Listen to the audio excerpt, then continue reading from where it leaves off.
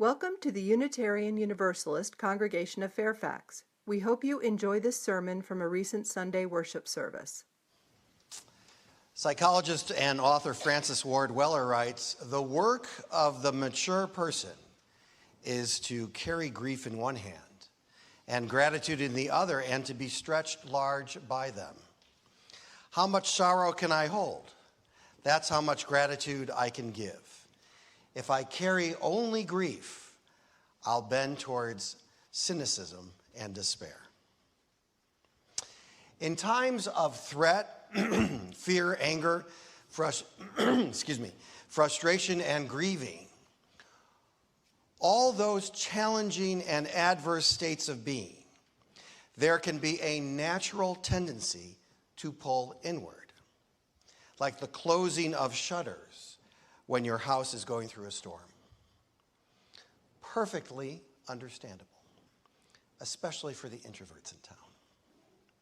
In thinking about this, I was led back to a theologian and spiritual mentor of mine, Parker Palmer, who in an article titled, "Breathe in My Life, Breathe Out My Gratitude," inspired by the poetry of Wendell Berry, wrote this: "It may be tempting to think of this Wendell Berry poem as only for people of a certain age, but that would be a mistake, or so it seems to me. The poem is not first and foremost about aging and dying. It's about generosity, one of the most life-giving of all virtues. The poem is titled Sabbaths 1993-1, and it goes like this. No, there is no going back. Less and less you are that possibility you were. More and more you have become those lives and deaths that have belonged to you.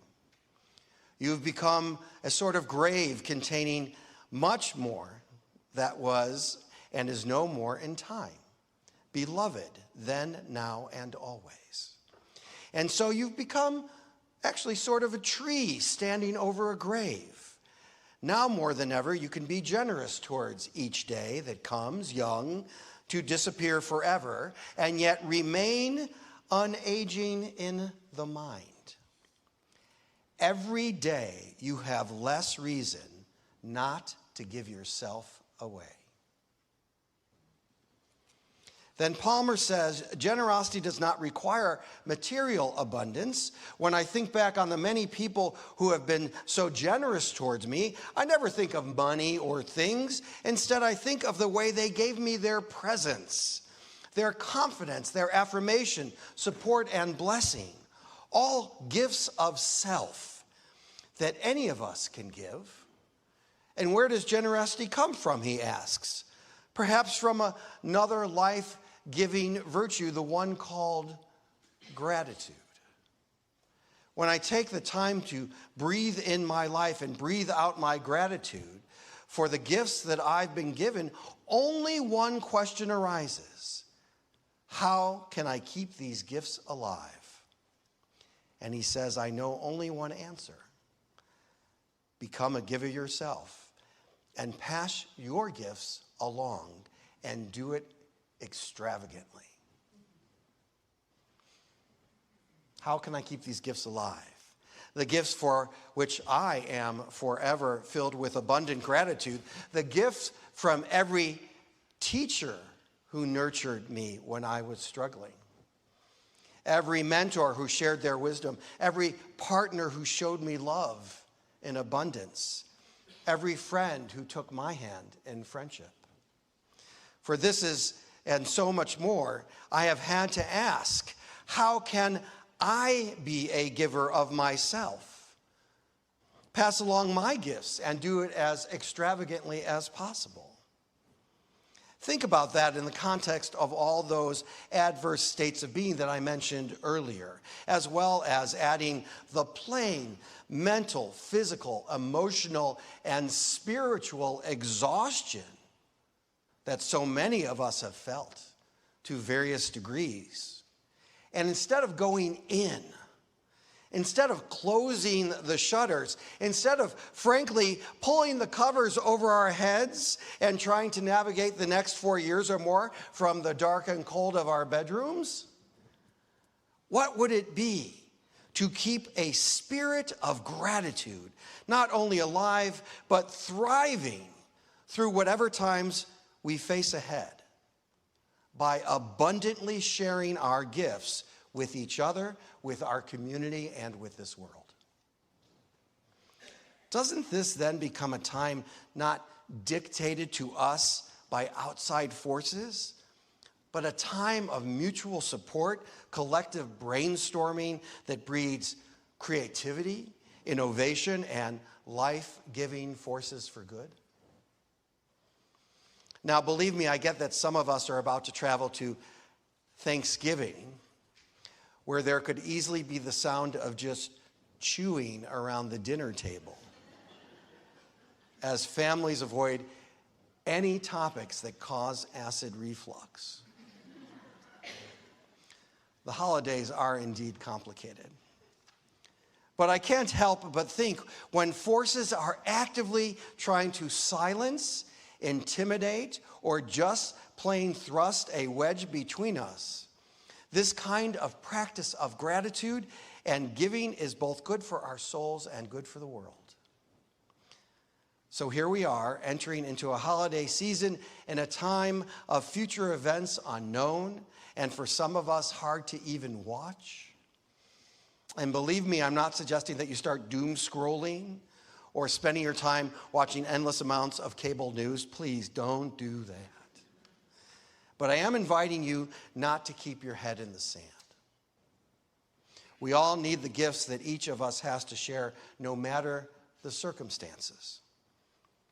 Robin Wall Kimmerer, the author of Braiding Sweetgrass, says it better than me when she writes, "Even a wounded world is feeding us. Even a wounded world holds us, giving us moments of wonder and joy. I choose joy over despair, not because I have my head in the sand, but because joy is what the earth gives me daily, and I must return the gift." As we depart for our Thanksgiving holidays, as we acknowledge the complicated history of the holiday itself, as we find our way into families of origin or families of choice, as we contemplate the struggles and the blessings of our lives and the struggles and the blessings of the world, I invite you to take some time this coming week to think about from where generosity comes. And perhaps take at least a few moments away from this focus on the holiday season to contemplate this life-giving virtue, the one called gratitude. Take the time to breathe in life and breathe out gratitude for the gifts that have been given and for how we can keep these gifts alive. Maybe in a moment of reflection, consider how to pass your gifts along, and maybe even how to do it extravagantly. The idea that every day we have less reason not to give ourselves away may actually be one of the best ways we will not just be able to survive, but we may actually, over time, lead into a robust and abundant thriving. Wherever you are and whatever you're doing this coming week, I will pray that you can find so many things for which to be grateful. May we all experience things that fill our hearts with meaning. That whether gathering locally or far away, you remember that here, you are always loved. And even with all the various feelings associated with this time in our collective lives and at this time of year, I truly hope that whatever you do, whomever you are with, and wherever you are, you will have a sincere and meaningful experience of joy, connection, and love. May that be so, and amen. Thank you for listening to this sermon from the Unitarian Universalist Congregation of Fairfax. To listen to more sermon podcasts, go to uucf.org/worship-services and scroll down to sermon podcasts.